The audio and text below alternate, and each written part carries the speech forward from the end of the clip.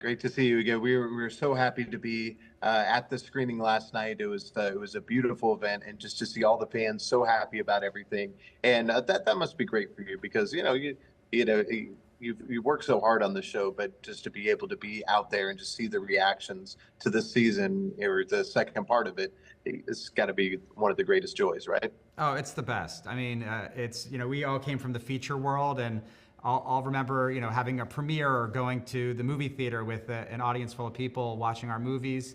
And to have that experience with Cobra Kai, which feels very cinematic to us, and with a fan base that's so passionate, being here in Dallas was phenomenal. The fans were on fire. The reaction was great, and it was so great meeting everybody. Yeah, that's amazing. Well, and so without spoilers, what can we say about this grand finale that we're about to get into because it's pretty amazing. These 5 episodes, the middle 5 episodes, part 2 of 3 of the final season, are the most bombastic, the most fighting, the most aggressive episodes we've ever put into this franchise. The fighting and the martial arts and the conflict has been building for 55 episodes, until now. And it's all about the spillover in Barcelona. And guess what? It's not just Cobra Kai versus Miyagi-Do. There are a bunch of other international dojos there that are no slouch. And you're about to find our characters in way over their heads, and our senseis in way over their heads. And that usually can only go one way. We're heading toward chaos. And we can't wait for people to see the organized chaos that we've put on the screen. Yeah, absolutely. Well, and we like to talk about that success mindset on the show that you have to have, whether or not you're feeling it or not. You got to do this, but let's just call it the winner's mindset here. So what do each of you keep in mind that kind of keeps you on the right path? Because your job's a lot harder than I think people realize. Yeah, I guess the what we draw from the story of the show is you have Miyagi-Do, you have Cobra Kai, you have this kind of inner strength, and then you have your outer strength, and I think you need both at different times. Especially when you're putting a show together, you're going to have moments where there's pushback on some of your creative ideas, and you need to push back.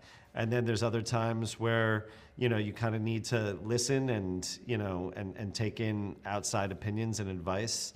And so, it's kind of you have to find that balance, and that's what our characters on the show try to do. I would say, it's about preparation and execution. That's a huge part of it. It's, we have a clear vision of what we're trying to do here. We want to entertain the audience. We want to bring them on a roller coaster. And we're not going to accept anything other than success, at the end of the day. We need to make sure that we as fans watch these episodes and we love them, and that if we know that we love them, we know that a lot of other people will too. So it's just being determined.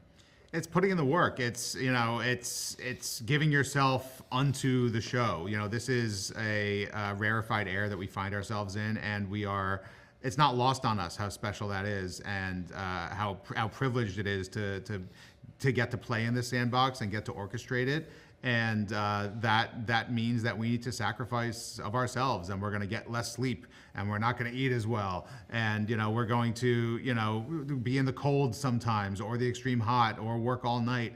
And if that's what it takes, then that's what it takes, because this is something that will live on forever. And we want to look back at this, and we want our children and their children to look back at it someday and be proud of what we made. Well, last thing, I know that this could have gone on in some fans' minds for another 6 seasons, but why was this the time? Because it's conceivably you could go on, right? There is a part of us that wants this show to go on, and we love these characters. We love playing in the Karate Kid sandbox with our action figures.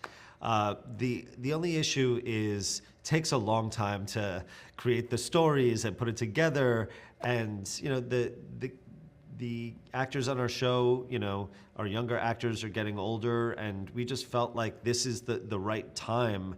We wanted it to have an ending and not feel like this thing that's just constantly you know, continuing on, and we're just milking the franchise. It came and went in the 80s, and we liked the idea of it like coming and then like going here, but there may be other ways to explore you know, characters the way that we took Johnny from Karate Kid and explored you know, him and brought back this universe. So it just felt like the right time. Our kids on the show are about to graduate high school, and it's like they've ended these formative years, and it just felt like the right time.